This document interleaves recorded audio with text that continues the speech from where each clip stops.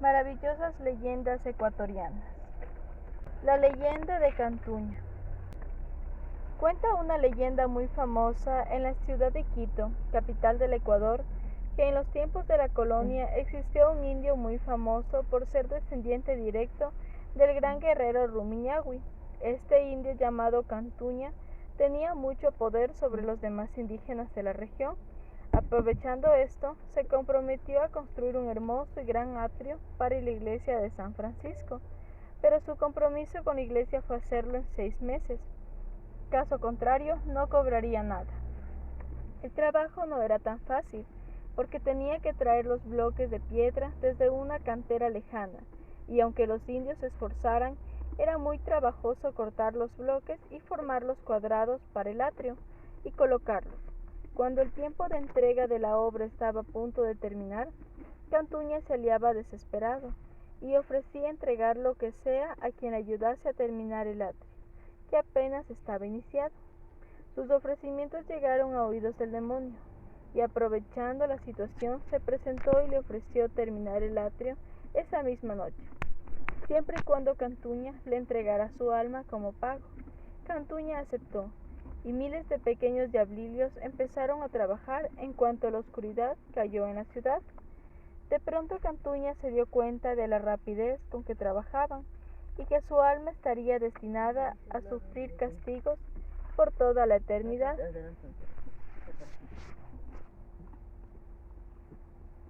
Así que decidió retar al demonio. Cantuña se alejó a una esquina y tomó una piedra. En ella escribió en latín: aquel que tome esta piedra y la coloque en su lugar, reconocerá que existe un solo Dios y que está por sobre todas las criaturas del universo. Cuando el atrio estaba a punto de ser terminado, el mismo diablo quiso poner la última piedra, pero al leer lo que ésta contenía no pudo hacerlo, y así rompió su pacto. Cantuña guardó la piedra para siempre y nadie pudo completar la obra. Si alguna vez visitas la plaza de San Francisco, busca cuál es el sitio en donde falta la famosa piedra. El horrible Guiñaguilli. Aníbal no era malo, pero siempre estaba metido en problemas. Siempre apostaba y hacía trampa. Además, decía mentira y engañaba. Por eso la gente del pueblo no lo quería, y por más tarde que fuese, nadie le daba nunca posada ni por unas pocas horas. Uno de esos días terminó sus juegos pasada las 12 de la noche y emprendió el camino de regreso a su choza, la misma que se encontraba un tanto alejada del pueblo. Estaba tan contento con las ganancias de sus apuestas y sus trampas que mientras saltaba por el campo atrapó varias luciérnagas y las puso en una botella. Así improvisó una lámpara, pues era una noche más oscura que ninguna otra. Mientras Aníbal caminaba por las Chaquiñanes, escuchó el llanto de un bebé, al inicio suave y bajito, pero poco a poco se hizo más fuerte. Aníbal, desesperado, bajó por la quebrada, buscando al bebé para ayudarlo. Finalmente lo halló, envuelto en un poncho negro y sucio. Lo abrazó y empezó a subir hasta el camino. Pensaba en cómo hay gente mala que abandona a los pequeños así, sin más ni más. Mientras sujetaba al bebé con ternura, algo extraño ocurrió en la noche oscura. Y además, las manos de Aníbal empezaron a quemarle, tanto que tuvo que soltar al pequeño. De pronto una voz ronca y áspera salió del poncho y le dijo a Aníbal: papi, tengo dentes y voy a comer. Aníbal, desesperado, abrió el poncho, alzó al niño y fue allí cuando vio que en realidad era un bebé, pero también comprobó que era el demonio Guiñaguilli, pues tenía colmillos, garras, pelos en su cuerpo y hablaba como un adulto. Aníbal soltó al Guiñaguilli y corrió sin parar hasta llegar a su choza. Allí, de rodillas, pidió perdón a Dios por sus faltas y prometió que si lo salvaba, sería un hombre ejemplar. Aníbal sabía que cuando el Guiñaguilli aparecía era para llevarse al infierno a los hombres pecadores y malvados. Desde entonces, Aníbal cambió su vida y siempre fue un hombre amable, honesto y muy apreciado por toda la gente del pueblo. Además, bajo ninguna razón salía fuera de su casa pasada las 6 de la tarde y aconsejaba a todos los borrachitos y apostadores que el Guiñahuilli andaba siempre atento acechando en los chaquiñanes. La mano negra. Cuenta la leyenda que en una de las grandes iglesias de la ciudad de Quito había un capellán llamado Pablo Santiago, el mismo que estaba encargado de limpiar y cerrar la iglesia en la noche. En varias ocasiones Pablo Santiago había visto algo así como una araña peluda gigante merodeando por los altares y por las bancas del templo. Una noche decidió acabar con la araña gigante y llamó a varios de sus compañeros para atraparla. Pero ¿cuál sería su sorpresa al ver que no se trataba de una araña, sino de una mano negra, gorda, peluda y con largas uñas, que caminaba, no tenía un cuerpo, estaba sola, y brincaba de un lado a otro como jugando por los lugares oscuros de la antigua iglesia? Todos los capellanes se quedaron aterrados y llamaron al Padre Superior para que les ayude a resolver esta increíble situación. Cuando el Padre Superior llegó al lugar, pensó que los capellanes habían bebido o algo así, pero él también quedó anonadado cuando vio la mano negra y peluda escondiéndose en una puerta negra que nunca antes habían visto. Con cuidado se acercaron y obligaron a Pablo Santiago a ir adelante del grupo. Enseguida se aproximaron a la puerta y apareció la mano negra, que empezó a llamar a los presentes, incitándoles a cruzar el umbral. Pablo Santiago se acercó y allí mismo la mano negra lo atrapó y lo llevó hacia la oscuridad. La puerta se cerró y nunca más nadie pudo abrirla. Todos gritaban desesperados intentando dar con el capellán, pero fue en vano. Así desapareció la misteriosa mano negra y el capellán Pablo Santiago, quien nunca fue feliz como capellán y quien siempre quiso tener alguna oportunidad para viajar lejos y conocer nuevas tierras. La dama tapada. Antonio era un parrandero famoso en la ciudad. Sus borracheras empezaban el lunes y terminaban el domingo por la noche. Le gustaba salir con sus amigos y beber todo tipo de licores. Antonio sabía de la leyenda de la dama tapada, que también era conocida como la tacona o la viuda, pero igual no le importaba y salía de sus fiestas hasta que al amanecer lo sorprendía completamente solo por las calles largas y oscuras de la antigua ciudad. La dama tapada era una bella mujer de cuerpo esbelto y hermoso, cabello largo, muy negro, que llevaba siempre una túnica para no mostrar su rostro pálido y delicado, aunque contaban que a veces dejaba verlo para atrapar a cuanto galán apareciera, y cuando estos se preparaban para besarla, ella se convertía en una calavera horrorosa y perseguía a su víctima con una carcajada diabólica. Pero a Antonio no le importaban las leyendas, ni el peligro, ni nada. Un día, como a las 4 de la mañana, salió de una fiesta para demostrar su valentía. De repente, vio que una hermosa figura se hallaba caminando frente a él, y mientras se contorneaba en suave murmullo encantador, le pedía que la acompañase por los oscuros callejones a los que cada vez se iban adentrando. Entonces Antonio, sí, feliz de la vida, la siguió por un largo rato, hasta que su curiosidad lo obligó a adelantarse a la mujer para retirarle el velo. Estaba hipnotizado, se acercó a besarla, y unos segundos antes de hacerlo abrió un poquito los ojos. Antonio quedó aterrorizado al ver una horripilante calavera con la mandíbula totalmente abierta, lista para morderlo. Por más que intentó escapar, no pudo. La dama tapada lo había abrazado y, según cuenta la leyenda, se lo llevó para siempre por parrandero y coqueto. El señor de Sarabia. Nadie sabía de dónde vino el señor de Sarabia, pero lo que era seguro era su pobreza y su mala situación. Muchos lo veían con repudio, pues era pequeño, muy, pero muy flaco y siempre temeroso. Uno de esos días la suerte cambió para el señor de Sarabia, quien, buscando algún refugio para dormir, encontró una inmensa mina de oro, el oro más puro y brillante del mundo. Entonces el señor de Sarabia se volvió poderoso y con su oro compró no una, sino varias de las casas más bellas de la zona, la mejor hacienda y muchos peones, o mejor dicho, esclavos, porque del mismo modo en que creció su fortuna, creció su maldad y su crueldad. Con su dinero compró además a la policía, a las autoridades y a la justicia. Nadie podía estar en su contra, pues se sentía el amo del mundo. Sus fiestas eran suntuosas y llenas de fastuosidad. Le encantaba que allí sus invitados lo adularan y le hicieran sentir el rey del mundo. Cierto día el señor de Arabia se embriagó y después de maltratar a una de sus empleadas, salió a la puerta de la casa de su hacienda y empezó a gritar al cielo: ¿Quién es más poderoso que el señor de Arabia? Nadie, nadie, ni siquiera Dios. En ese mismo instante, como si el cielo lo hubiera escuchado, empezó una de las tormentas más terribles de todos los tiempos. Ríos de lodo se llevaban las casas, el ganado y los cultivos, y todo lo que no era destruido por el agua era destruido por los rayos, que como castigo caían del cielo. Así, en pocos minutos, todo lo que fue el imperio del señor de Sarabia desapareció junto con su poder. De esta manera se volvió a ver al señor de Sarabia mendigando por las calles, pero esta vez se dio cuenta de lo que se siembra se cosecha, pues nadie jamás le brindó una posada ni un vaso de agua. Carlos y Juan se fregaban los ojos para poder dar crédito a lo que ocurría delante de ellos. El panecilio.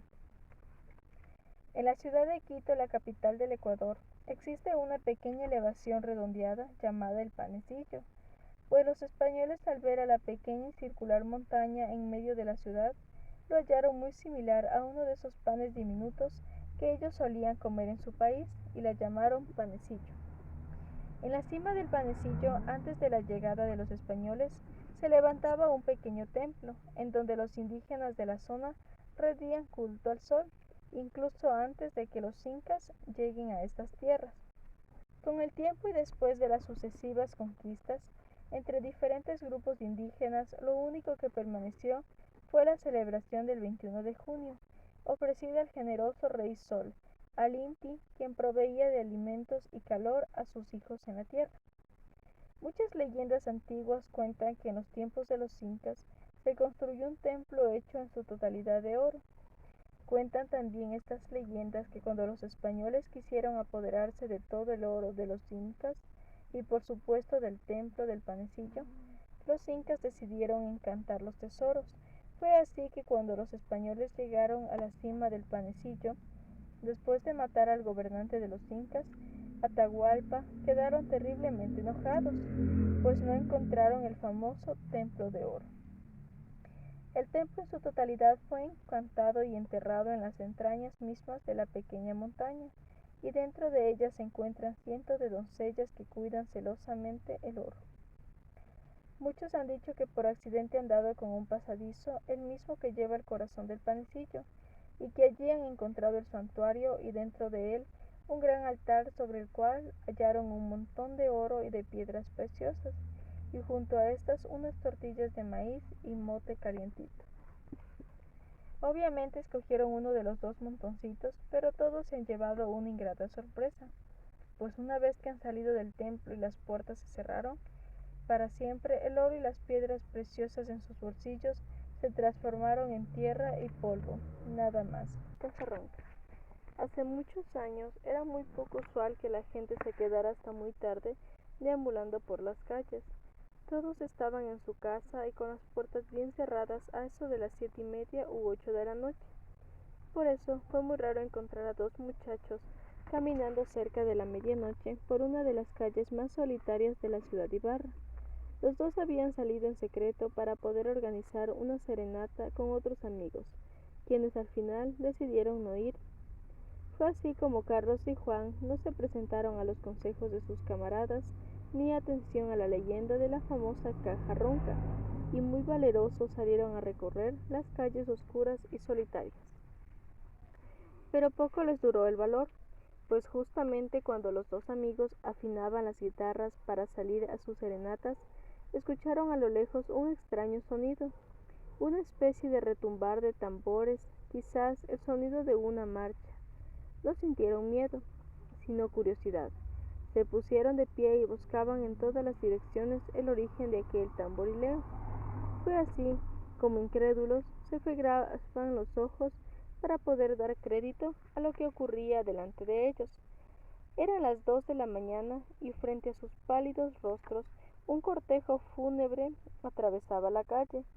4 encapuchados con largas túnicas más oscuras que la noche se hallaban a los costados del féretro. Lo que parecían largas velas eran en realidad huesos de muerto, pero eso no fue todo. El ataúd se abrió y un ser diabólico apareció. Este demonio poco a poco se hizo muy grande y dejaba claramente ver sus ojos de serpiente, sus cuernos de carnero y su lengua negra y bífida. Ya aparecía con cada carcajada. Carlos y Juan no tuvieron fuerza ni siquiera para huir. Allí mismo se quedaron petrificados al ver que el demonio se desmayaron. Al despertar, un zumbido horrible inundaba sus cabezas, las piernas le dolían, pero todo cambió cuando se dieron cuenta que ellos portaban ahora las terroríficas velas. Arrojaron los huesos a la calle y corrieron con todas sus fuerzas a sus casas. Sus padres, que no habían notado su ausencia, no se explicaban el porqué del cambio de actitud de sus hijos, pues desde su encuentro con la caja ronca, Carlos y Juan jamás volvieron a salir en las noches, peor aún a dar una serenata, ya que su único hábito a partir de entonces fue estar en casa antes de las 6 de la tarde y cerrar con todos los seguros posibles puertas y ventanas. La venganza de Edsa. Iwi era un terrible demonio de la selva, gigantesco y de un olor insoportable. Estaba acostumbrado a capturar a los indios shuar de la selva, guardarlos en su inmensa bolsa y devolverlos después, cuando tenía hambre. Un día, Iwa atrapó a una familia completa y después de devorar a los padres, decidió quedarse con el pequeño llamado Edsa y hacerle creer que era su hijo. Edsa siempre se sintió muy diferente a su padre, Iwa, quien era cruel y despiadado, mientras que a Edsa le dolía incluso capturar los animales que a diario llevaba su padre, especialmente las aves. Un día salió a cazar y descubrió con horror que ya no habían más pájaros en la selva, solo una paloma de monte quedaba viva. Al verla, Edsa decidió no matarla. ¿Para qué?, se preguntó. Se sentó y lloró amargamente por lo que había hecho. Entonces la paloma le habló y le dijo que por su buen corazón le contaría la verdad sobre su familia. Edsa, furioso, decidió vengarse de Iwa, pero antes quería devolver a la selva la alegría que las aves le daban. La paloma le aconsejó tomar un cerbatana y soplar a través de ella las plumas de todas las aves que había matado por Iwa. Edsa lo hizo y vio maravillado cómo de su arma salían millones de aves de todas las formas y colores, devolviendo así la vida y el canto a su querida tierra. Desde entonces, Iwa y Edsa son enemigos. Mientras uno termina, otro crea la vida en las selvas. Las gigantes de Santa Elena. Pues aunque no lo creas, es cierto, en la puntilla de Santa Elena existieron verdaderos gigantes. Antiguamente Santa Elena, que lleva este nombre en honor a la santa cuya festividad se celebra el mismo día del descubrimiento de esta zona, también conocida como Sumpa, pues así lo llamaban los indígenas que allí habitaban. Era una zona tranquila en donde poblaban los sumpeños. Cuando la leyenda que cierto día llegaron a las costas de su tranquilo poblado inmensas barcas de un tamaño descomunal, para ellos, asustados por tal visión, los zumpeños decidieron esconderse entre los árboles y la maleza. No podían creer lo que sus ojos veían. Los gigantes que arribaban a sus tierras eran terriblemente grandes. Un zumpeño adulto no le llegaba ni a las rodillas. Cuando pisaron tierra firme, lo primero que los gigantes hicieron fue buscar alimento. Tal parecía que llevaban varios días sin probar bocado. ¿De qué otro modo se podría explicar su apetito voraz? Imagínense que en un pequeño valle encontraron unas cuantas llamas, las atraparon y como si fueran gallinas las mataron. Las pelaron, las asaron y las devoraron en un 2x3. Horrorizados los zumpeños no tuvieron dejar más paz. Y vaya que la necesitaban, pues su rey, el malvado Otoya, siempre les había hecho la vida muy difícil. Pero nada parecido a lo que los gigantes hicieron. Bastaba un día para que destrozaran sembradíos enteros. Su apetito era feroz. ¿Y qué decir de su sed? Era tan poderosa que las pequeñas fuentes naturales que servían de abasto para los lumpeños no fueron suficientes para ellos, por lo que hicieron profundas cisternas que existen hasta nuestros días y se las conoce como los pozos de los gigantes. A pesar de esto, los zumpeños aguantaron valientemente un largo tiempo de convivencia con los malvados gigantes, hasta que se enamoraron de las zumpeñas, quienes obviamente eran demasiado pequeñas y débiles para los gigantes.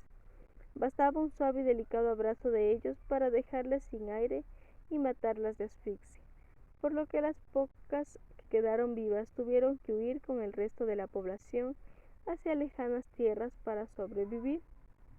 Quedaron entonces solo los gigantes, y al ver que el alimento escaseaba, inició una verdadera guerra entre ellos por conseguir alimento. Tal era la crueldad y la sangrienta lucha que un día Pachacamac les envió un terrible castigo.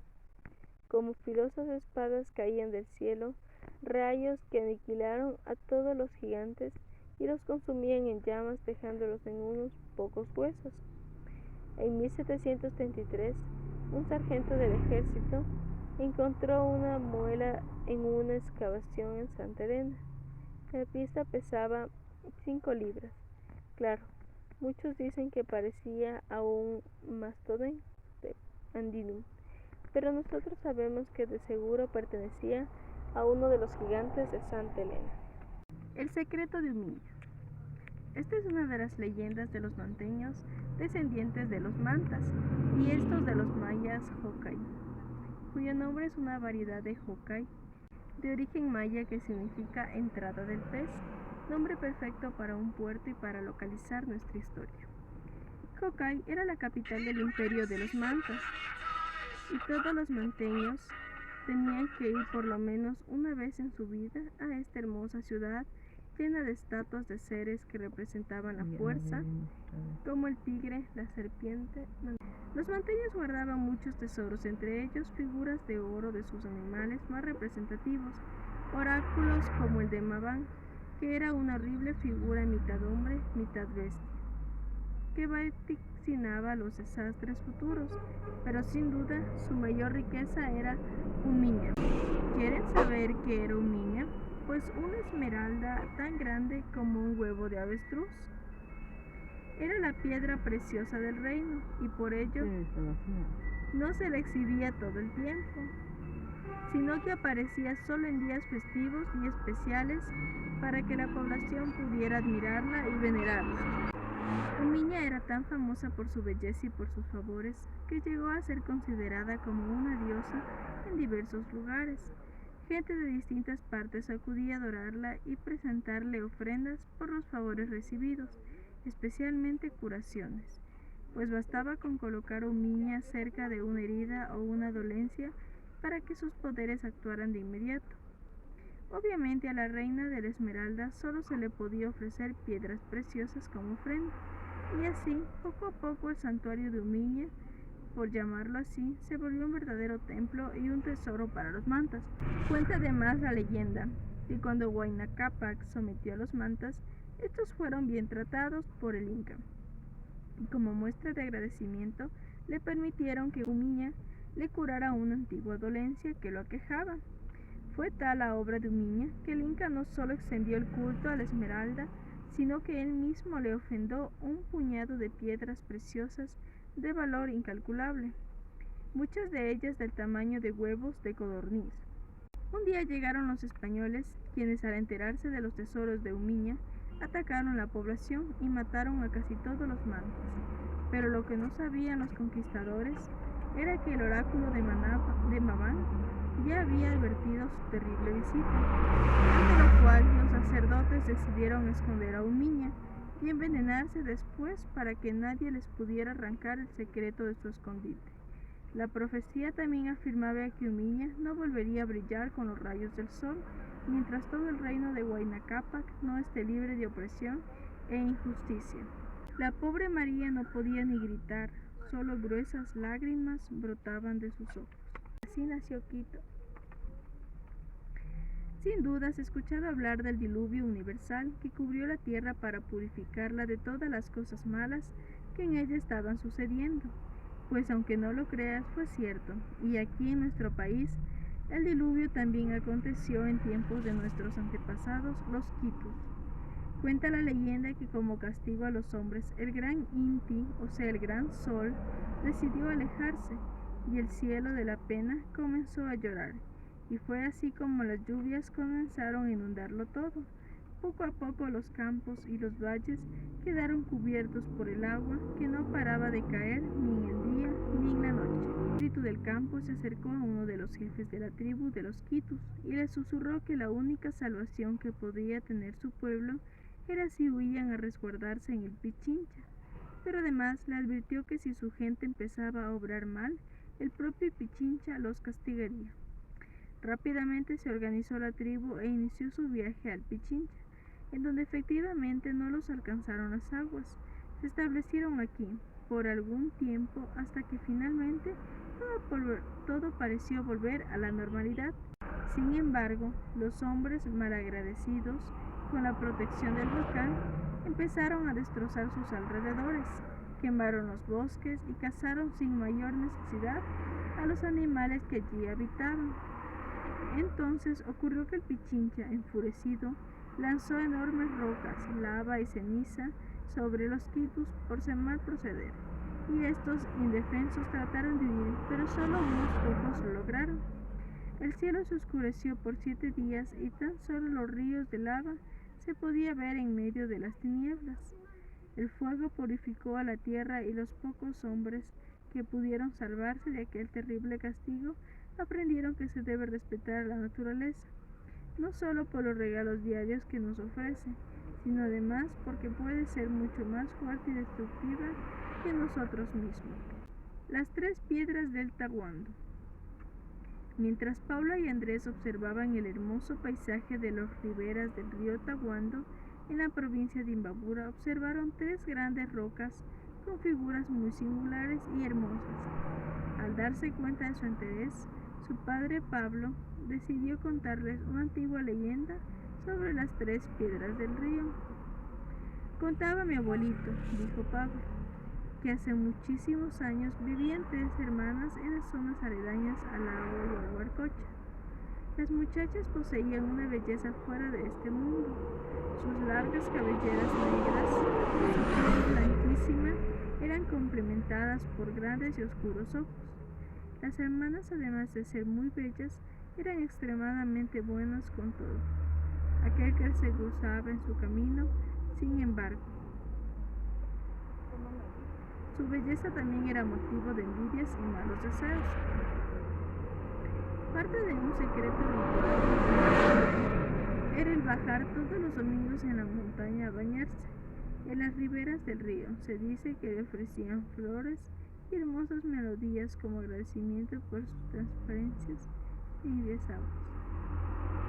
Un día, mientras cantaban y jugaban en su trayecto rumbo al río, no se percataron que 3 hombres malvados les espiaban con el afán de hacerles daño.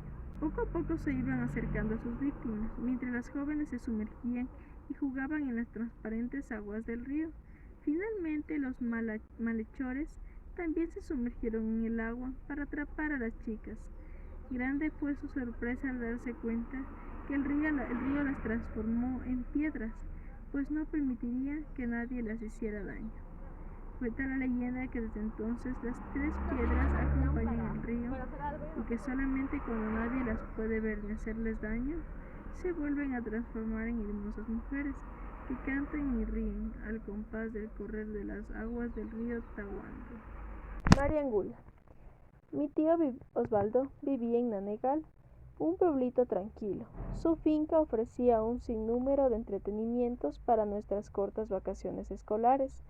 De allí que contábamos los días para poder disfrutar de los paseos a caballo, los baños en el río, el dulce de la caña recién salida del trapiche y sobre todo de las noches de cuentos y duendes del abuelito Guillermo. Los cuentos que me ponían los pelos de punta, pero que me encantaban escuchar, era el de Mariangula. Ella era una chica a la que le encantaba salir de fiesta, comprar ropa a la moda y disfrutar de la vida. Pero eso sí, nada de cosas de casa. Aunque su madre insistía en enseñarle a cocinar, a planchar y a ser una buena ama de casa, María Angula no le daba importancia. Llegó el día en que María se casó y su marido resultó ser un hombre muy exigente y de mal humor. Desde el primer día de matrimonio le advirtió que solo comería platos muy bien elaborados y que él era amante de la cocina nacional. Pobre María Angula, desesperada, no sabía cómo cumplir con las obligaciones para con su marido. De repente una idea brillante se le ocurrió. Visitaría a Sara, una de las chicas más hacendosas y sin duda la mejor ama de casa que ella conocía.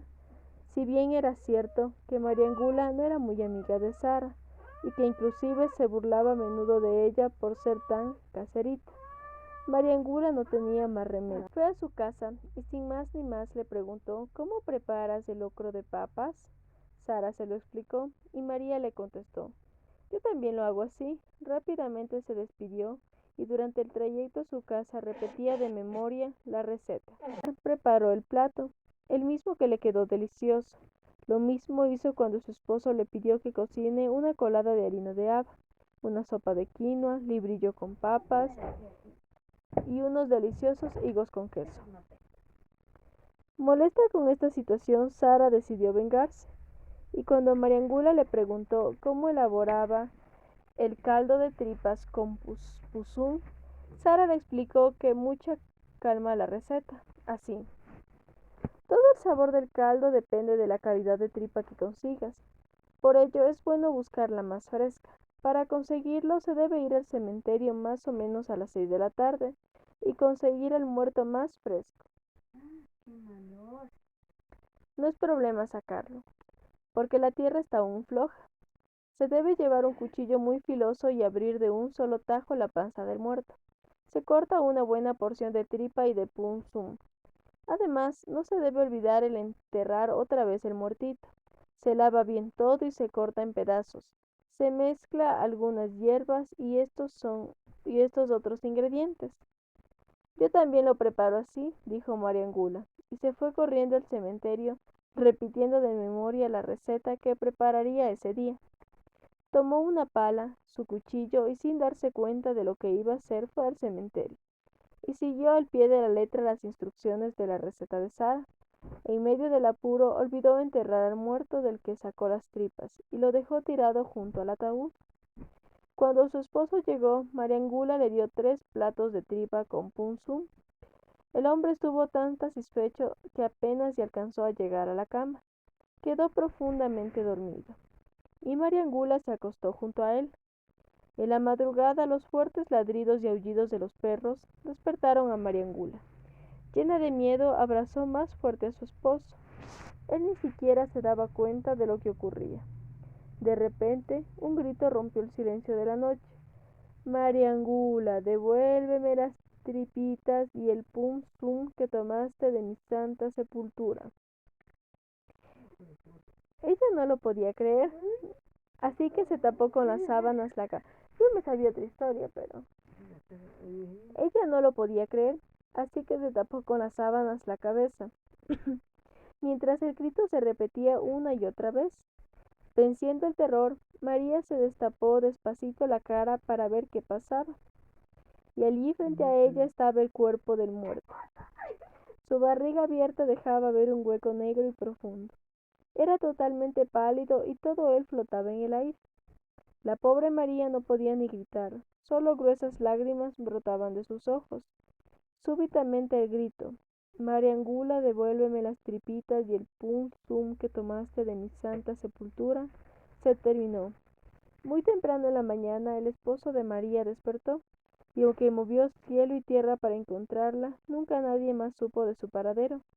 Tal vez tú tengas una idea de qué fue lo que le ocurrió, ¿verdad? ¿Hasta cuándo, padre Almeida? Era muy joven el padre Manuel Almeida cuando entró al convento. Por ello, extrañaba sus noches de parranda, la música alegre de su guitarra y más aún, los ojos de las muchachas a las que conquistaba con su voz y sus poemas de amor. Sin embargo, ya estaba todo determinado para que su vida se la dedique a Dios. Entre rezo y rezo ideaba el padre Almeida la manera de hacer más llevadero su tiempo en el convento. Así que en un inicio escapaba por una puerta de servicio que quedaba detrás, hasta que uno de los hermanos se percató de una posible fuga nocturna de algún clérigo y decidió cerrarla con un gran candado a partir de las 6 de la tarde, para que nadie más pueda usar esa salida. Pasó otra vez de su monótona vida el padre Almeida, hasta que cierto día, mientras rezaba, se fijó que un Cristo de madera inmenso cubría toda la pared del salón, hasta limitar con una ventana pequeña, por la que él tranquilamente podría salir a la calle. Se emocionó tanto que dejó de lado el hecho de pisar y colgarse de la imagen sagrada para poder cumplir con su objetivo. En cuanto oscureció, a nadie le pareció extraño que el padre Almeida se quedara sumido en profunda oración en el salón, y cuando ya todos se retiraron a sus cuartos, el padre Almeida se colgó ágilmente del Cristo. Y en un 2x3 estaba en la calle, listo para disfrutar de una noche de fiesta en los salones de diversión de la ciudad. Repitió su fuga varias veces, hasta que un día, cuando regresaba completamente ebrio en la madrugada, se resbaló y quedó colgado cara a cara con la triste imagen del Cristo. En medio de la borrachera pudo ver claramente cómo la imagen movía sus labios y le preguntaba lleno de tristeza: ¿Hasta cuándo, padre Almeida?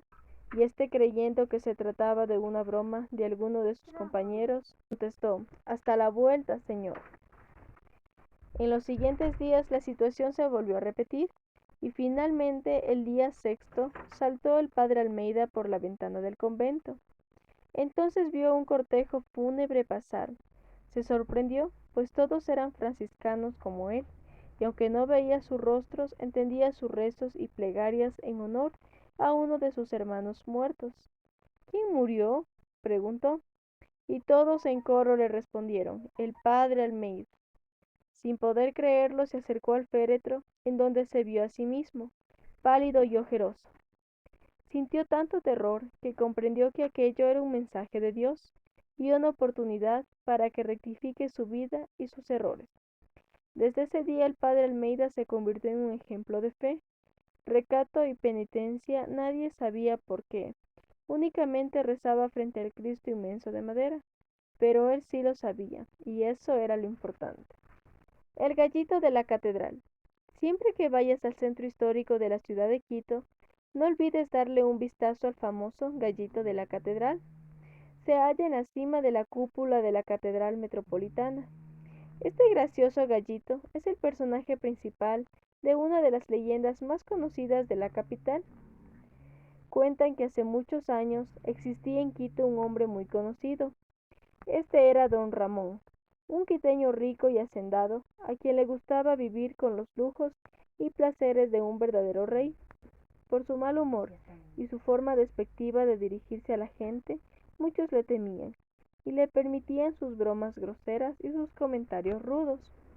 Se levantaba muy temprano en la mañana y, rodeado de empleados, desayunaba exquisitos manjares, entre los que no podía faltar la leche recién ordeñada, varios huevos y el chocolate caliente. Luego dormía la siesta y, después de descansar, almorzaba para tomar fuerzas y salir a la calle, siempre vestido con elegancia y envuelto en perfume. En su recorrido diario por el centro de la ciudad, pasaba siempre frente a la catedral, en cuya cúpula descansaba un gallito de hierro, que era el blanco favorito de los desplantes y burlas de don Ramón. ¡Qué disparate de gallito!, decía el orgulloso hombre, antes de enrumbarse a la cantina de doña Mariana, una chola quiteña famosa por su belleza y sus mistelas, un suave licor de sabor dulce que era el favorito de don Ramón. Una noche, luego de haber exagerado con las mistelas, don Ramón se dirigió a su casa y, como de costumbre, se detuvo frente al gallo de la catedral. Lo miró y empezó con sus fanfarronadas: para mí no hay gallos que valgan. gritaba don Ramón parado enfrente de la catedral. Tontera de gallo, vociferaba iracundo, cuando sintió que el gallo bajaba desde la cúpula y de un espuelazo lo tumbaba al suelo. Prométeme que no volverás a beber, le dije el gallo, mientras picoteaba a don Ramón, que asustado prometió no volver, ni siquiera a tomar agua, menos a insultar al gallito. Luego de arrancar las promesas de don Ramón, el gallo volvió a su habitual sitio, no sin antes amenazar con volver y cobrar venganza, si don Ramón no cumplía lo prometido. Muchos explican la leyenda diciendo que fueron los amigos de don Ramón los que decidieron jugarle una broma, para que dejara su debilidad por las mistelas. La población estaba ya acostumbrada a ver a las brujas volando en las noches. Pozorja, el hada de las aguas. Pozorja es un balneario de Guayaquil, y para todos quienes quieren saber qué significa ese nombre, pues Pozorja significa espuma de mar, y era el nombre de una joven muy conocida en todos los caminos de los hijos del sol. Un día de aquellos en los que las nubes se esconden y dejan al sol para que brille en el ancho cielo, ocurrió algo muy curioso. En las costas dominadas por los puñeños, le llamó la atención a la gente de este lugar que una pequeña y hermosa barca naveguera, sin vela y sin remo alguno hacia sus playas. Llenos de curiosidad, se aproximaron a la pequeña nave, y grande fue su sorpresa al ver dentro de ella a una hermosa y extraña bebé, cubierta apenas con raras y ligeras ropas llenas de inusuales jeroglíficos, y por adorno un pequeño caracolillo de oro. Su cabello era fino y claro como el que brota de las pequeñas mazorcas de maíz. Sus escasos dientes blancos y brillaban hacían de su sonrisa algo maravilloso. El color de su piel era tan impresionante como la espuma del mar, llegando a las playas. Casi hechizados por la pequeña, tomaron la barca con mucho cuidado y la llevaron como si fuera una ofrenda ante el jefe de la tribu. Este quedó igual de impresionado y convocó a todos los brujos y sabios de la comarca para determinar el origen y la razón de la presencia de la niña. Nadie pudo dar respuesta. Solo coincidían en un punto. Era un regalo del dios de las aguas. Decidieron entonces darle un nombre, Pozorja, que como vimos significa espuma de mar. Bajo la protección y los mimos del cacique, Pozorja siguió creciendo hermosa y admirada por gente de diferentes rincones que venían con el fin de admirarla y traerle presentes. Pozorja fue querida, además de por su belleza, por un don que le fue entregado. Ella podía profetizar lo que iba a ocurrir, eventos terribles y grandiosos. Eran pronosticados y siempre se cumplían. Incluso cuando Huayna Cápac conquistó a los puñeños, estos ya se aliaban prevenidos por Pozorja. Cuando el gran Inca pidió la presencia de la muchacha, le pidió que le profetizara su futuro. Ella no pudo hablar, pero le pidió al rey que mirase dentro de sus ojos, y fue allí donde él vio cómo sus hijos Huáscar y Atahualpa se enfrentaban en una terrible lucha que acababa con cientos de hombres. Apesadumbrado, el rey decidió regresar a la capital de su imperio, y pese a sus esfuerzos, no logró mejorar la relación de sus dos hijos. Pasaron pocos años y nuevamente Pozorja fue llamada por otro soberano inca. Esta vez fue Atahualpa, quien le preguntó sobre su futuro. Pozorja le respondió que él sería el soberano absoluto del reino, pero también le advirtió la llegada y el engaño de los españoles. Llena de tristeza, Pozorja se despidió del Inca, fue a su casa y se despidió de todos los que la cuidaron. He cumplido mi misión, dijo, y se fue hasta la playa. Allí se acercó al mar y mientras soplaba débilmente su caracolillo, se perdió en medio de las aguas y de la espuma del mar. El traje de mazo. Cuentan las crónicas de los tiempos de la conquista que Atahualpa era uno de los incas que mayor cuidado tuvo con su imagen, su aseo y sus trajes. De acuerdo al relato del soldado Pedro Sancho, quien estuvo en su captura, En una ocasión, un sirviente tuvo la osadía de salpicar unas pocas gotas de comida sobre el traje del Inca, el mismo que de inmediato se levantó y fue con sus princesas a cambiar todo su atuendo. Salió el rey después de varios minutos con un traje de lo más extraño y hermoso. Era un traje gris, cuya textura era 1000 veces mejor que las más finas de las gamuzas conocidas por los españoles. Era tal su curiosidad al ver la capa y los adornos, que Francisco Pizarro, sin poder evitarlo y ayudándose de un traductor, le preguntó al soberano el origen de aquella extraña tela. Le respondió entonces Atahualpa que su pueblo era muy estricto y amante de las leyes, y que mientras su padre, el gran Huayna Cápac, conquistaba pueblos en el norte, encontró una población que rompía de manera violenta con sus leyes, pues estaban entregados a la vagancia. La pereza y la vagancia llegaban a tales extremos que casi todas las personas estaban infestadas de usas o piojos, y que por las noches los masu o murciélagos, bebedores de sangre, los desangraban, pero que estos por la pereza ni siquiera los ahuyentaban. Cuando llegó el soberano, decidió castigar al pueblo por su falta, y les ordenó que de por vida enviaran una cantidad determinada de piel de masu, tratada y lista para emplearla, a la capital del reino. Del mismo modo les pidió una cantidad fija de usos, sin que vaya ni uno más ni uno menos de los requeridos por el rey. Así, los pobladores, antes perezosos, contaban con escasos días entre la luna y luna para cumplir con su castigo y satisfacer al rey. De allí el origen de esa tela preciosa que engalanaba la presencia del rey Inca. El hada de Santa Ana. Desde que la hermosa ciudad de Guayaquil fue fundada por Orellana, se conoce el Cerro Santa Ana, pero no siempre fue con este nombre. Antes de esta fecha era conocido como el Cerrito Verde. Para averiguar los orígenes de su nombre, nos remontamos a tiempos muy lejanos, mucho antes de los Huancavilcas. Cuenta una antigua leyenda que en el Golfo de Guayaquil y en el estero vivía un pueblo de grandes y fornidos hombres cuyo rey habitaba en el Picacho del Salado. El único fin que movía al pueblo era el de servir y satisfacer la ambición del avaro rey, quien nunca se cansaba de exigir oro, riquezas y trofeos de las poblaciones conquistadas. Debido a su gran tamaño y fuerza, nunca nadie los podía frenar, y así los malvados gigantes acababan con poblaciones enteras.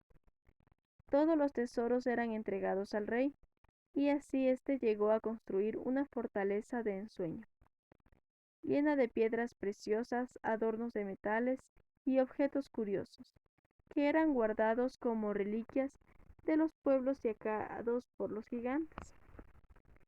Igual que el lado opuesto de una moneda, la hija del rey Ávaro era la muestra más sublime de generosidad, honestidad y respeto. Ella no se cansaba de advertir a su padre que sus malos actos acabarían con su gente y con él mismo. Mas el rey no hacía caso, hasta que fue ella quien cayó enferma de muerte, como castigo por la crueldad de su padre. El rey, lleno de terror de perder a su hija, buscó a un brujo muy famoso, quien le dijo que su hija no podría sanar mientras él no devolviera todo lo robado a sus dueños. El rey lo pensó por un instante, pero su ambición fue más fuerte, y entonces le dijo al brujo: si debo escoger entre mi hija o mis tesoros, prefiero mis tesoros.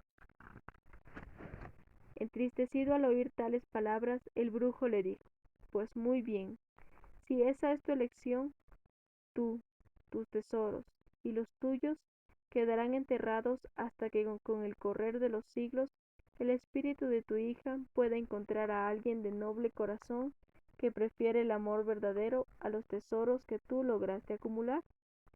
De repente el brujo se transformó en una columna de humo, y se escuchó el rugir del cerro que se abría y dejaba caer de sus entrañas a toda la fortaleza del gigante rey, con toda su riqueza. Pasaron los años y los siglos, hasta que un día los huancavilcas empezaron a poblar la zona de las riberas del río Guayas y las faldas del Cerro Verde. Nuevamente, después de algunos siglos, allá por el año de 1544, la poblaron también los nuevos conquistadores. La leyenda del castillo, de la princesa y de su avaro padre permaneció de generación en generación, aunque todos pensaban que se trataba de inventos. Los huancavilcas respetaban mucho aquella creencia de que la princesa podría aparecer. Cuentan que llegó por ese tiempo un famoso soldado, quien gozaba de gran popularidad y por la mala suerte que siempre le perseguía, se encontraba una noche departiendo con alegres guitarras en las faldas del Cerro Verde, cuando se escuchó como si un trueno hubiese caído en la mitad de la montaña. Los indígenas que andaban por allí recordaron la leyenda y salieron despavoridos de sus casas. Los españoles escépticos se burlaron, pero uno de ellos, el soldado Lecumberri, decidió mejorar su suerte y salió en busca de la princesa de la leyenda. Subió casi todo el cerro, cuando descubrió un pasaje que nunca antes había visto. Lo siguió y de la nada apareció frente a sus ojos una hermosa joven que llevaba un increíble vestuario y muchísimas joyas de gran valor. Ella lo miró y con suave sonrisa le pidió que lo acompañase a ver a su padre. Él, lleno de miedo y curiosidad, lo hizo. Caminaron por extraños túneles hasta el centro mismo de la montaña, cuando de repente se hallaron en un palacio repleto de riquezas y tesoros, en el que el padre de la princesa aguardaba como si fuera una momia o estuviera petrificado. Allí la joven le advirtió que escuchara muy bien su pregunta, y frente a su padre le dijo: por haber esperado mi llegada, tienes dos opciones. La primera es que me quede contigo y que te haga feliz por el resto de tu vida. Nunca te faltará cuidado, amor, comprensión y respeto. Dedicaré mi vida entera a tu felicidad, y la otra opción es que puedes llevarte todos los tesoros que aquí se hallan. Casi sin pensarlo, el hombre le respondió: eres muy joven y hermosa, pero seguro que puedes hallar a otra persona. Yo, por mi parte, prefiero tomar el tesoro. Un trueno terrible se oyó en el castillo y el rey despertó de su letargo. Tomó una gran espada de oro y mientras perseguía al ambicioso joven, lo increpó por su avaricia, pues el reino y él mismo deberían permanecer otros 100 años encerrados en el cerro, hasta que un hombre noble se enamore de su hija y acepte su amor en lugar de todos los tesoros que se le ofrecían. La joven, mientras tanto, lloraba sin consuelo, y con su mirada llena de tristeza le dijo: si me hubieras elegido, sin duda te hubiese amado, pero además te habrían sido entregados todos los tesoros de este reino. El joven Lecumberri no podía estar más arrepentido de su ligera decisión, y cuando estuvo a punto de ser degollado por el rey, imploró la ayuda de su santa patrona, Santa Ana. Todo pareció desvanecerse, y en cuestión de segundos se halló en una ladera del cerro, salvado milagrosamente por su patrona. Desde allí, el joven se dedicó a repetir su historia y a hacer conocer a todos los milagros de Santa Ana y la importancia de no ser avaro ni ambicioso. Las brujas blancas de Ibarra. Cuenta una leyenda muy, pero muy antigua, que en el norte del país, en la provincia de Imbabura, vivían 3 brujas hermanas, y que a diferencia de las horribles brujas que visten de negro y tienen rostros desagradables, llenos de lunares y granos, estas brujas eran muy simpáticas y vestían siempre trajes blancos. Viajaban de un lugar a otro, llevando noticias de manera mucho más rápida de lo que usualmente tardan en llegar. La población estaba ya acostumbrada a ver a las brujas volando en las noches por los cielos de Ibarra. Poco a poco iban descubriendo sus secretos y algunos truquitos para molestarlas. Así, muchos jóvenes se acostaban sobre los campos en forma de cruz, y si mientras volaban las brujas los llegaban a ver, caían súbitamente al suelo. Esto divertía mucho a los muchachos, pero ponía de muy mal humor a las brujas, las mismas que acordaban convirtiéndose en gallos, burros o en cerdos negros y peludos. Claro, que el hechizo les duraba unos pocos días. Muchos utilizaban como pretexto estos hechizos para pasar varios días fuera de casa, mientras celebraban con sus amigos tomando aguardiente. Las brujas practicaban extraños rituales en el campo, danzaban alrededor de hogueras con pedazos de madera en sus manos, con flores decorando sus cabellos y con hermosos cantos. Sin embargo, la gente empezó a seguirlas, espiarlas y jugarles bromas.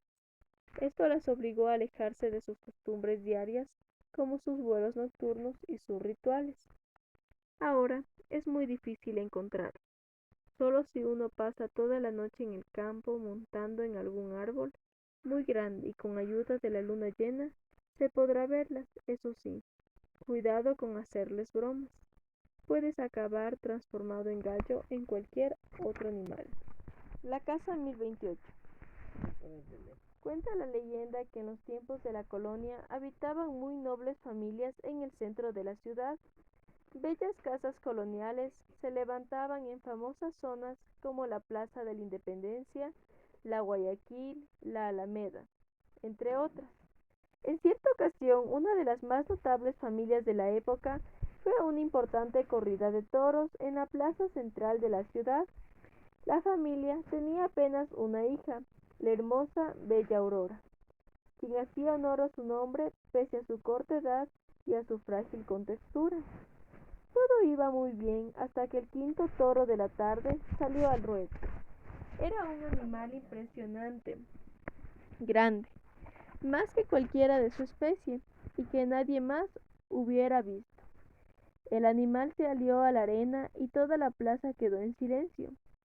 Ni siquiera el torero se atrevió a provocarlo con su capa. Entonces algo extraño sucedió. El toro empezó a mirar de una manera muy peculiar a todos los asistentes. De repente entró en desesperación, rompió la cerca de la rústica plaza, como si al final hubiese encontrado lo que estaba buscando. Se acercó a la familia de Bella Aurora. Entonces el padre protegió a la muchacha y esquivó al animal hasta que las demás personas de la plaza fueron en su ayuda. La pequeña se desmayó y enseguida fue trasladada a su hogar. En medio del tumulto, nadie se preocupó por saber hacia dónde fue el toro. Todos estaban angustiados por el estado de Bella. La niña se recuperó poco a poco, descansó toda la noche. Mas algo sobrenatural ocurrió al amanecer. El silencio se rompió de repente cuando, sin saber ni cómo ni por qué, el toro llegó a la casa de Bella Aurora. El inmenso animal rompió la puerta de la casa e ingresó directamente al dormitorio de la niña indefensa. Se acercó a Elia, pero nada logró hacer, pues el débil corazón de Bella Aurora dejó de latir por la impresión. En vano sacrificaron al toro, pues ya todo estaba hecho. Solamente quedó la duda del cómo supo el toro el lugar en el cual hallaría a Belia y por qué la perseguía el animal. En un lugar encantado del oriente hay una altísima montaña que tiene una virtud: el nacimiento de la selva ecuatoriana.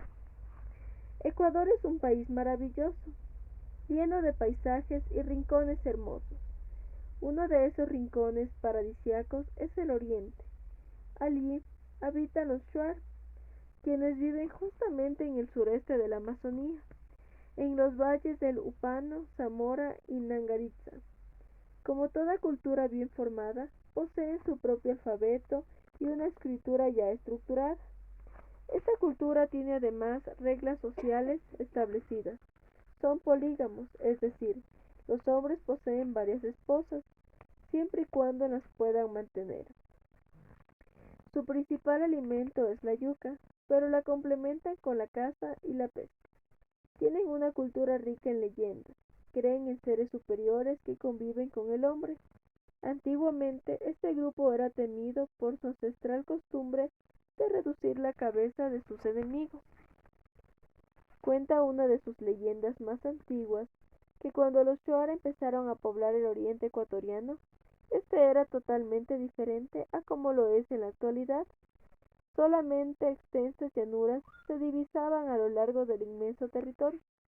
Casi ninguna planta crecía en este lugar. Solamente una hierba servía de alimento a este pueblo. Era el uncuch. Gracias a esta hierba, esta gente pudo mantenerse por un tiempo, pero dos demonios se fijaron en la suerte del pueblo y decidieron acortar los días de la tribu. Sin más, un día el Unchuk simplemente desapareció de la faz de la tierra, y con ella también empezó a extinguirse la tribu Shuar, pues el hambre apagaba lentamente sus vidas. Todos buscaban la hierba, pero la debilidad acababa con la vida de todos. Solo una mujer llamada Nuse se llenó de valor al ver a sus hijos muriendo de hambre y se propuso llegar a los lugares más lejanos y peligrosos de la extensa llanura. La primera vez salió sola y no pudo encontrar rastro alguno de la hierba. Preocupada por sus hijos, tuvo que regresar. La segunda vez decidió salir a buscar a un Tuk con sus hijos. Pese a ello, la suerte no los acompañó y uno a uno quedaron tendidos en la llanura, totalmente agotados y muertos de hambre. Finalmente, mientras la madre estaba en desesperación, vio que en las aguas del río que cruzaba la llanura, extraños trozos blancos flotaban. Se arrojó a las aguas sin pensarlo dos veces y masticó despacio aquel extraño alimento. Este resultó ser suave y de agradable sabor y decidió llamarlo yuca. A toda prisa recogió más yuca de las aguas para llevárselas a sus hijos, pero una extraña sensación le invadía. Estaba segura de que alguien la observaba. Nuz miró en todas direcciones y vio como una extraña mancha de color gris se iba formando en el cielo. Retrocedió asustada, pero al volver su mirada a las nubes, descubrió que se había formado un rostro de mujer. Al ver la dulzura del rostro preguntó: ¿Quién es usted, señora? Una voz suave y delicada contestó: Soy Nuncuy, la dueña y soberana de la vegetación. He visto cómo tu pueblo vive en una tierra desnuda y triste, en donde ya ni siquiera crece el unchuk, pues dos demonios se lo robaron. Llena de tristeza, Nusu le contó a Nuncuy cómo su pueblo iba desapareciendo poco a poco. Al final de su relato, la reina de la vegetación le dijo: Nada les ocurrirá, Nus. Tú has demostrado valentía y por ello te daré no solo el unkuk, sino toda clase de alimentos. Así, en segundos, ante los ojos sorprendidos de Nus, todo a su alrededor cambió. Grandes árboles crecían vertiginosamente. Todo el piso quedó cubierto por verdes plantas de todos los tamaños y formas posibles. Y junto a la vegetación aparecieron millones de seres que probaban de vida y cantos a los cielos, los árboles y a las aguas. Nus quedó extasiada, pues jamás había visto nada semejante. El paisaje era majestuoso, y la música que cantaba la floresta le había robado el corazón. Nuncuy continuó: Y para tu valeroso pueblo tengo un preciado obsequio. Una de mis hijas espirituales los acompañará, y con ella irá la magia de encontrar exquisitos alimentos que ayudarán a los tuyos a crecer fuertes. Muchas gracias, oh diosa Nuncuy, respondió Nus. Nuncuy desapareció, y de las aguas del río salió una hermosa niña. Nus quedó deslumbrada por lo que había visto. Con una gran sonrisa, la pequeña miró a la mujer y la guió entre la espesura del bosque. Mientras recorrían la selva, Nus iba recordando a sus hijos y a su pueblo, y una gran tristeza la invadió. Entonces, la pequeña, la hija de Nuncuy, como luego la llamaron, le anunció que al día también, en el territorio de los Shuar, la vegetación crecería majestuosa. Entonces, llena de emoción, Nus buscó a sus hijos, los alimentó y retornó a su pueblo. Cuando llegaron, Nus descubrió que tal como le había prometido la diosa y la niña, sus tierras se hallaban pobladas por una espesa naturaleza llena de vida y esperanzas para su gente. Los Shuar fueron aprendiendo con ayuda de la hija de Nuncuy a emplear las hierbas para curar a sus enfermos, para alimentarse y para poder hablar con los dioses. Los loros disfrazados. Las abuelas indias de una tribu oriental cuentan una leyenda muy linda que narra de qué manera dos hermanos se salvaron de ahogarse durante un gran diluvio. Es una historia antigua y por eso resulta diferente y curiosa. En un lugar encantado del oriente hay una altísima montaña que tiene una virtud. Cuando las lluvias crecen tanto hasta causar inundaciones, su cumbre crece hacia el cielo. No importa cuánto, ella siempre crece y al final parece una isla que nunca se sumerge. Esta montaña fue la que salvó a dos pequeños seres humanos, una niña y un niño, cuando el gran diluvio acabó con todo a su paso. Con el correr de los años los nombres y los detalles se perdieron. Por ello les pondremos Rumi y Kou. Los dos pequeños jugaban en la copa de un gran árbol, siguiendo a unos monitos, cuando vieron que el mar comenzaba a cubrir la tierra. En segundos todo se perdió y solo agua quedó. Rumi tomó de la mano a su hermanito menor, y a veces sobre los árboles, otras nadando, se movilizaron hasta llegar hacia la cumbre de la montaña mágica que los salvó. Sin embargo, el agua seguía creciendo, y la montaña tenía que estirarse más y más. Lo malo es que con cada estirón la tierra temblaba, y los niños rodaban y caían. Menos mal, unas largas y viejas raíces de árboles de canela los ayudaron a sujetarse de aquellos movimientos. En cuanto pasó la lluvia, Rumi y Kowi se asomaron a mirar los valles y vieron que nada quedaba ya. Todo estaba abrasado por las aguas. No podían bajar al lugar donde estuvo su casita de ramas. Recorrieron toda la parte alta de montaña, donde pudieron protegerse de la inundación. Allí, en la cumbre, encontraron una caverna que les serviría como refugio. Se sentaron en silencio por varias horas, hasta que un ruido extraño rompió ese silencio y esa soledad. Era el estómago de Cowie, pidiendo alimento. Salieron a buscar algo que comer, pero solo hallaron hierbas duras, lodo y raíces. Quiero comer, me duele el estómago, lloró Cowie. Rumi le abrazó y le dijo, a mí me gustaría tener frutas ricas, una cabeza de plátanos y un anana jugoso. Luego suspiró. Finalmente se pusieron de pie y buscaron en cada rincón algo de comer. Pero nada había. El hambre convirtió en alimento unos pocos insectos y unos trozos de árboles y raíces duras. Al cabo de pocos días ya no tenían fuerzas ni para conversar, y la debilidad los mantenía dormidos casi todo el tiempo. Una tarde Rumi abrió sus ojos y vio sobre la piedra donde machacaban las raíces un mantel de hojas frescas, y sobre ellas frutas, carnes, mazorcas de maíz y todo lo que había soñado comer durante tantos días. Magia, mira, Cowie, dime que no es un sueño. ¿Quién trajo todos nuestros sueños a esta mesa de piedra? Gritó Rumi. No lo sé, pero tampoco voy a averiguarlo, contestó Cow, y se abalanzó sobre las frutas, la carne y las golosinas que allí se hallaba. Los devoraba, pero también los saboreaba. Rumi hizo lo mismo, y cuando estuvieron satisfechos se quedaron dormidos, cansados de tanto buscar y de comer. Unos fuertes gritos los despertaron después de largas horas. No eran gritos de personas, pero tampoco se parecían a los de ningún animal. Cuando se pusieron de pie, vieron a dos inmensos guacamayos.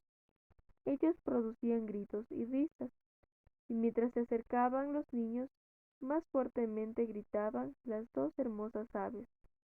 Su plumaje de 1000 colores las volvía majestuosas. Poseían largas y delicadas colas pintadas con rojo, amarillo y verde. Era fascinante verlas tan hermosas. Lo increíble era que esas bellísimas aves eran las responsables de aquellos deliciosos manjares. Los niños no tuvieron necesidad de recorrer los montes, porque los misteriosos seres les llenaban de comida día a día. Nunca alcanzaban a acercarse lo suficiente, pues cuando lo intentaban, las aves volaban. Un día, mientras esperaban que las aguas bajaran, los niños idearon un plan y decidieron atrapar a las aves. Planearon algo curioso y antes del amanecer se escondieron junto a sus grandes piedras acumuladas junto a la entrada de la caverna. Estaban nerviosos e impacientes.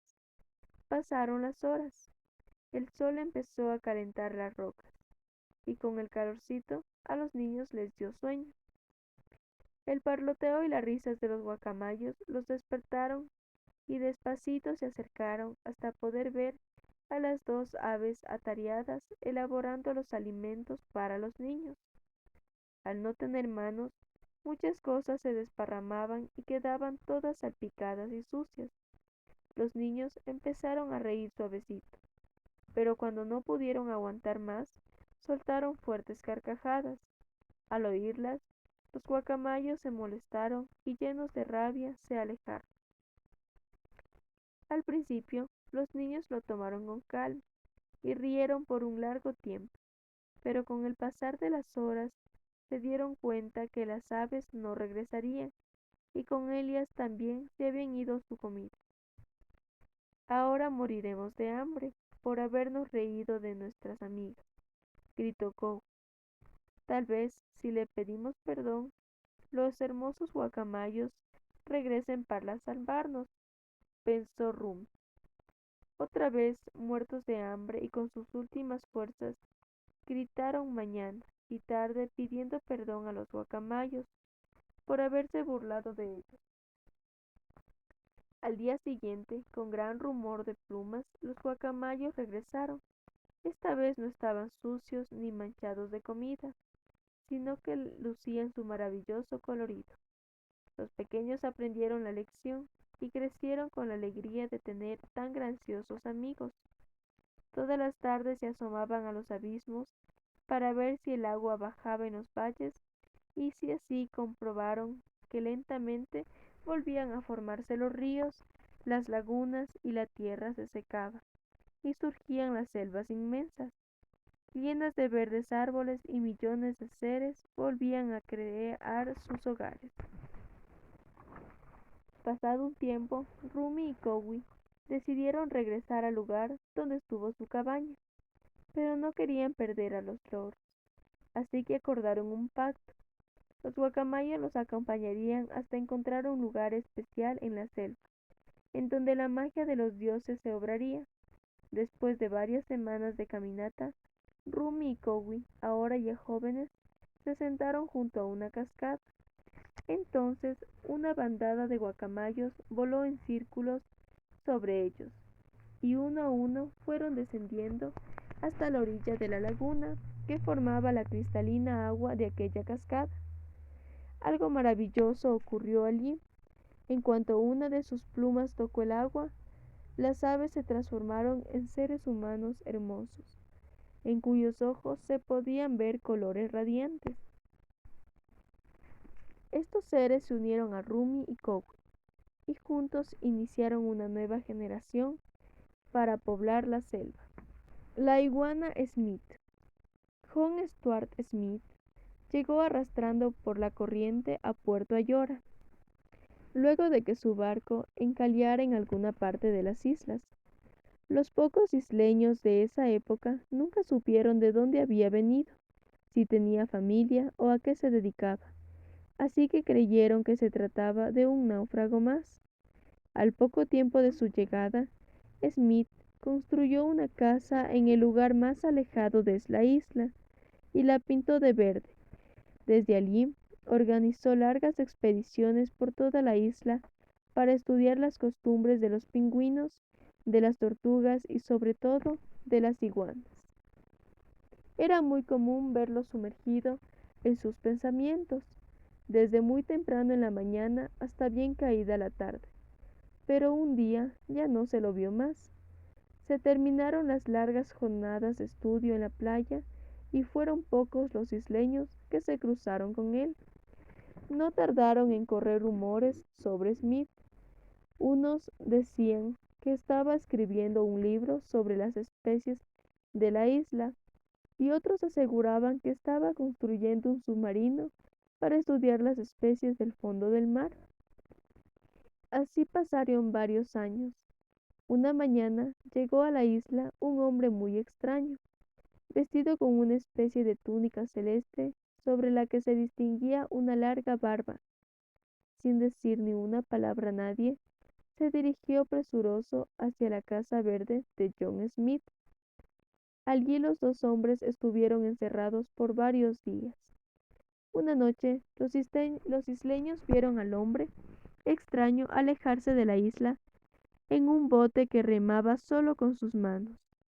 Desde ese momento nunca más volvieron a ver o saber nada de John Smith, pese a que lo buscaron por todas partes, incluso en las islas cercanas, pero ni rastros de él.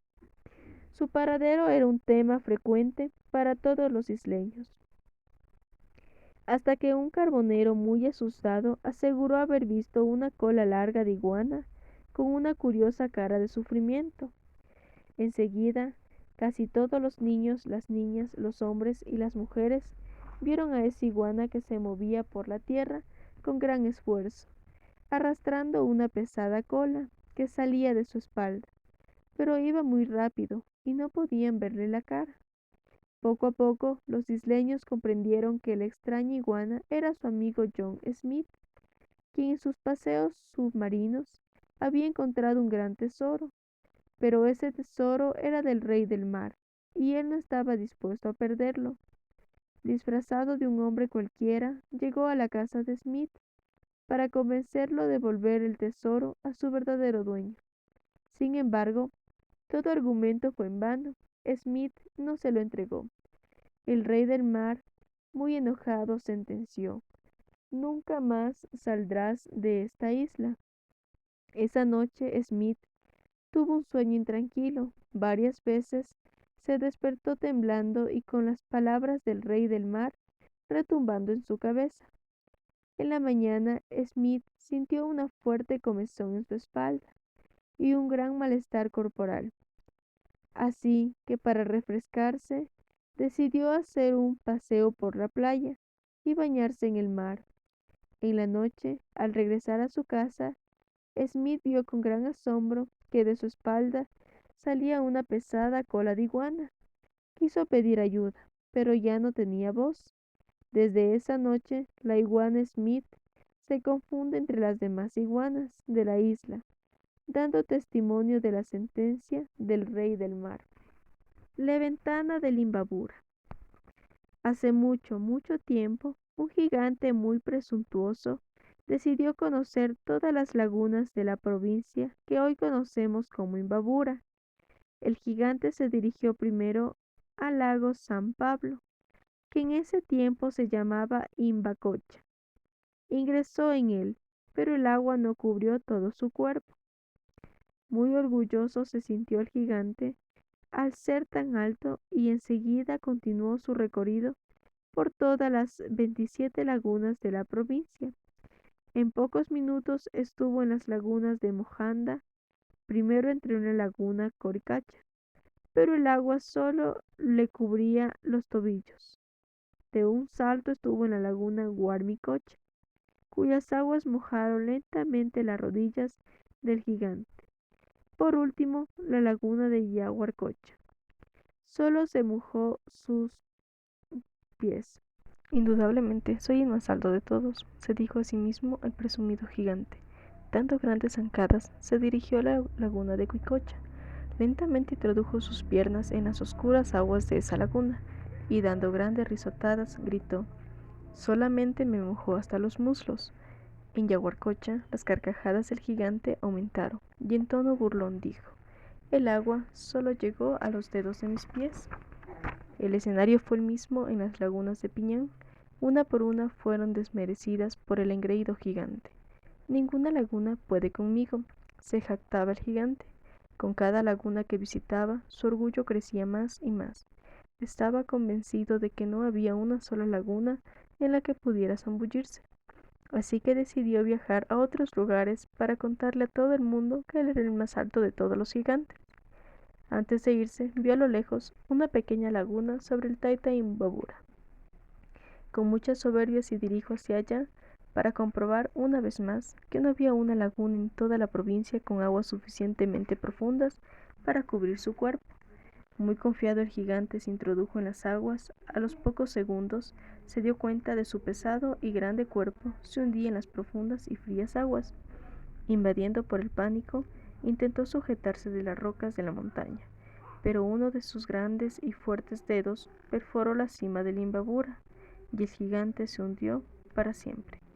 Desde ese día, cuando el cielo está despejado, se puede ver la ventana que dejó el dedo del gigante, y en las noches frías aún se escuchan los gritos del soberbio gigante.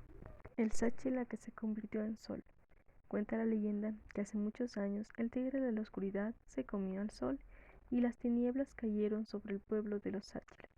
La oscuridad era tan profunda que los Sáchilas no podían ver nada y ya no salían de sus casas por miedo al tigre de la oscuridad que acechaba en el pueblo.